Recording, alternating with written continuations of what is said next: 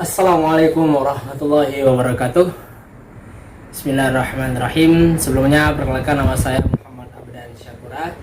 Kali ini kita akan membahas salah satu sholat yang dimana ini juga adalah sholat sunnah yang bahkan itu sangat dianjurkan ketika suatu hal itu terjadi.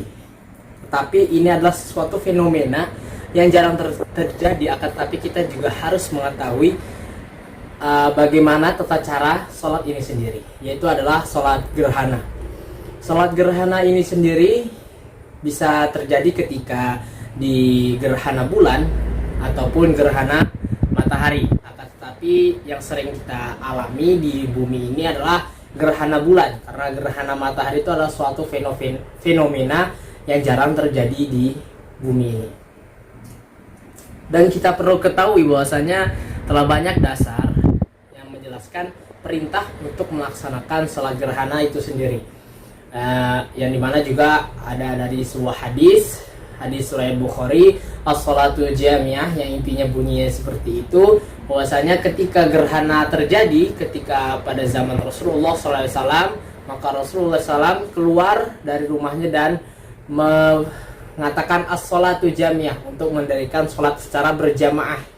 Yang berarti dengan dari dasar di situ secara tidak langsung sholat gerhana itu disunahkan untuk dilakukan di tempat yang terbuka atau lapangan atau lain sebagainya, yang kemudian dilakukan sholat gerhana dengan tata cara yang agak berbeda sedikit dengan sholat-sholat yang biasa kita lakukan, apalagi di sholat 5 waktu, yang dimana dalam sholat gerhana ini kita melakukan ruku sebanyak 2 kali dan sujud tetap 2 kali, dan hanya dilakukan dengan 2 rakaat saja.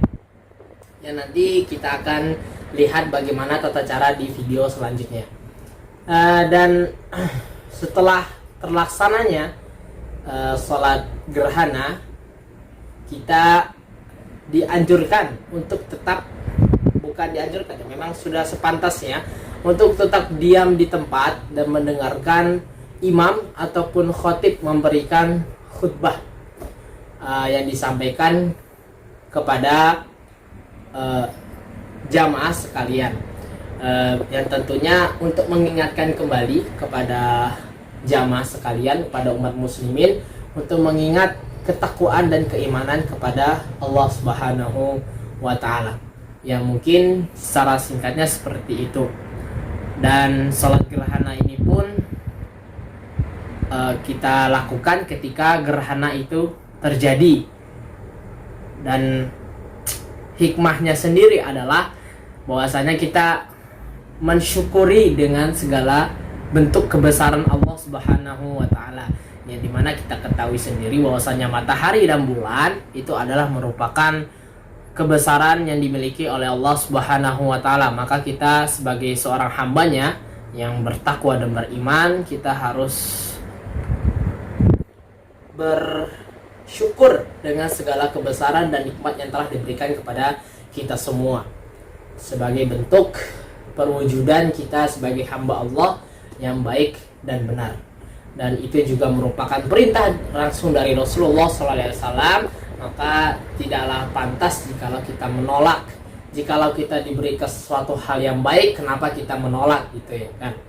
Yang seharusnya diberikan, kita diberi nilai A, tapi kita kenapa meminta nilai B, sedangkan padahal kita bisa menerima nilai A tersebut secara langsung, karena ibadah sunnah itu sendiri jikalau dilakukan mendapatkan pahala, dan jikalau tidak melakukan atau meninggalkan tidaklah mengapa. Maka sangatlah rugi jikalau kita meninggalkan tidak mendapat apa-apa, sedangkan jikalau kita melakukan untuk mempersisihkan waktu sebentar untuk melaksanakan sholat gerhana tapi kita sia-siakan, maka sangatlah merugi. Maka sudah sepantasnya kita untuk selalu semangat untuk melakukan ibadah-ibadah sunnah lainnya. Kemudian setelah ini kita akan tampilkan video tata cara sholat gerhana itu sendiri. Selamat menikmati, dan sekian pembukaan dari saya. Wassalamualaikum warahmatullahi wabarakatuh.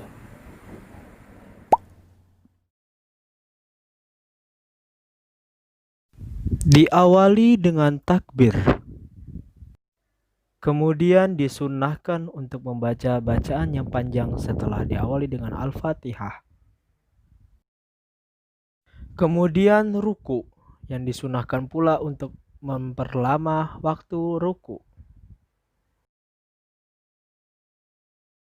Setelah bangkit dari ruku, kemudian membaca Al-Fatihah kembali dan membaca salah satu surat pilihan yang lebih pendek dari sebelumnya.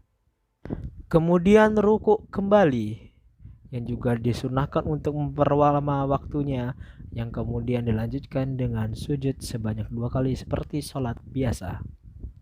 Yang dimana dalam ruku dan sujudnya tetap memperhatikan lurusnya kaki, dan ketika ruku juga memperhatikan lurusnya punggung badan, agar sholat lebih afdol dan lebih terasa lebih nyaman ketika dilaksanakan.